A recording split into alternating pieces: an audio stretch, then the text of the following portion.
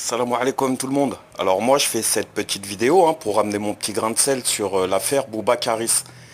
Il y a quelque chose que j'ai trouvé étrange dans cette confrontation, c'est que cette bagarre à l'aéroport d'Orly se soit déroulée pendant l'affaire Ben Salah de Macaron et que ça pourrait éventuellement servir à étouffer ce dommage médiatique autour de l'affaire Ben Salad, petit protégé de Macaron. Alors je me suis demandé si ce n'était pas fait exprès pour estomper l'histoire du coffre, par exemple, ou de sa femme qu'on n'a jamais retrouvée. Pour en revenir aux faits, comment se fait-il que nos deux rappeurs se soient rencontrés à l'aéroport d'Orly au même moment à prendre le même vol pour faire un concert côte à côte à Barcelone?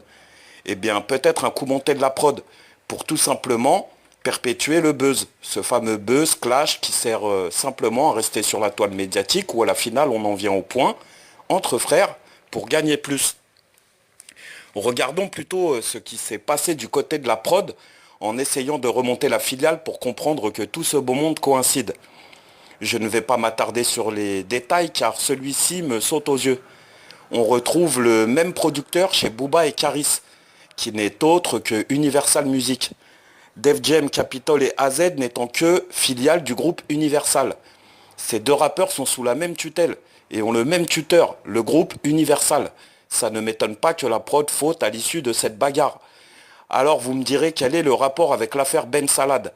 On y vient et tout simplement parce que le groupe Universal est une filiale de Vivendi et que le président de Vivendi n'est autre que Yannick Bolloré, le fils de Vincent Bolloré, qu'on connaît à travers les feuilles OCB et ses tours en yacht avec Sarko, et pas seulement, parce que Bolloré est une multinationale, grand allié des Rothschild. Il possède de multiples entreprises qui varient de la papeterie au transport logistique. Lui appartient tous les chemins de fer et tous les ports d'Afrique. Notre vendeur d'armes à la sauvette ne transporte pas que des disques. Il possède aussi une part des médias comme Canal+, ou D8. Pas étonnant de voir ces rappeurs faire leur promo chez Cyril Larnouna de TPMP. Bolloré prend de l'argent sur l'album vendu des deux artistes avec Universal. Finalement, c'est lui le boss. Et ce qui m'intéresse également, c'est son engagement politique. On peut constater qu'il était près de Macaron sur la plupart des événements présidentiels en 2016. Finalement, voici le lien qui les unit, amis pour les uns et patrons pour les autres.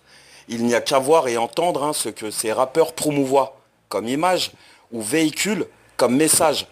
Sûrement pas la paix ou l'amour de son prochain. Ce ne sont ni plus ni moins que des produits artistes de Bolloré, instruments du nouvel ordre mondial à la finale, et j'entends par produit commercial, esclave de l'industrie, et non pas franc-maçon ou Illuminati comme certains aiment le dire. Pour rappel, la franc-maçonnerie est un club de pensée philosophique, et pour le coup, je ne vois pas un artiste comme Booba ou Caris proposer une planche dans une loge maçonnique, à quoi ça pourrait bien ressembler.